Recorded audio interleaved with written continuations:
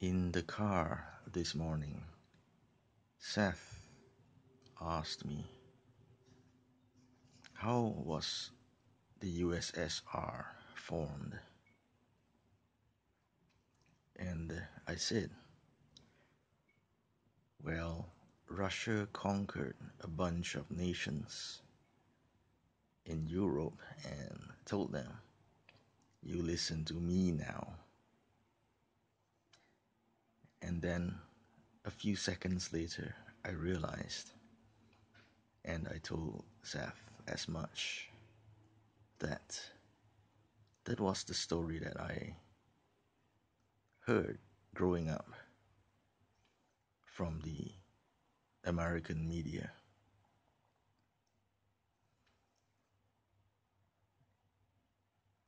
And then Seth said, was the USSR formed with a revolution? And I said yes. And I remembered Lenin and the millions he killed.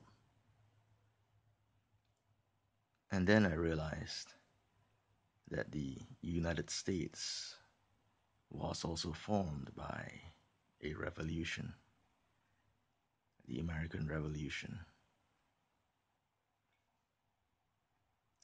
But at least the United States entered the Union voluntarily, I told myself.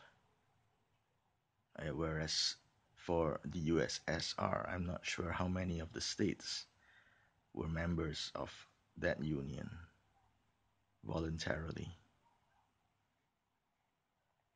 And then I remembered the American Civil War, where the southern states were forced by act of war to remain in the Union.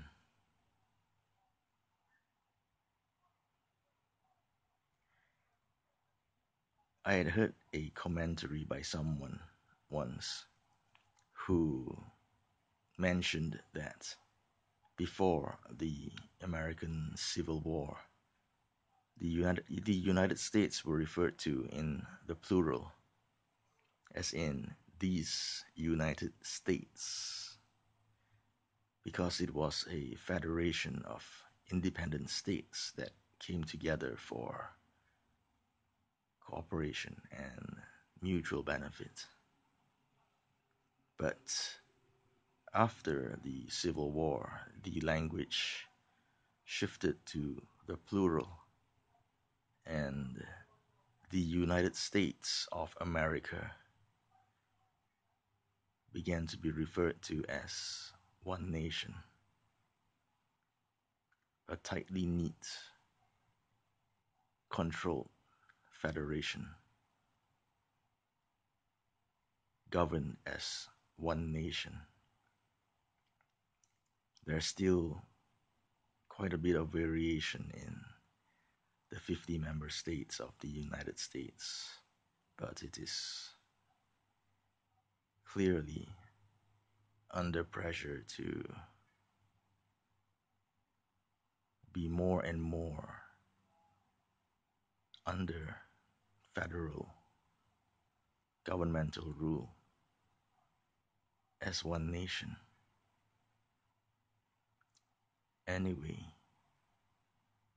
these past few years have been a time of rethinking, of questioning, and realizing that just about everything I once thought was true has been less than true.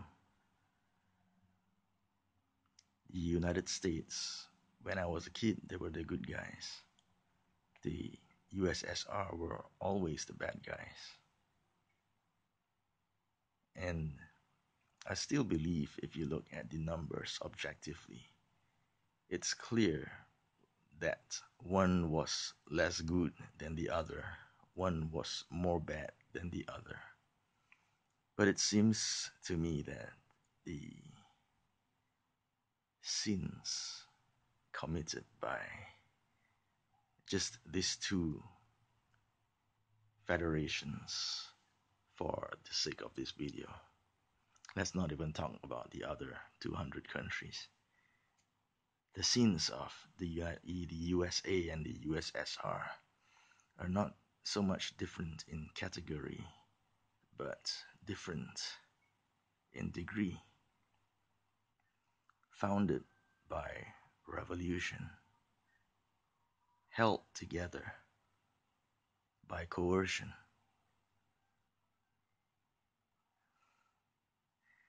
constantly on the brink of war. But by some measure, like for example, you could ask which of these two great unions has been at war without pause since the Second World War.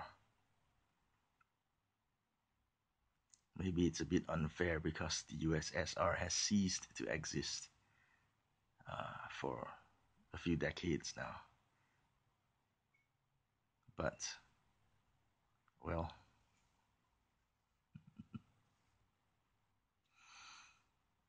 let's just say it's interesting having a 10-year-old in the house asking you questions that make you question what you thought you knew.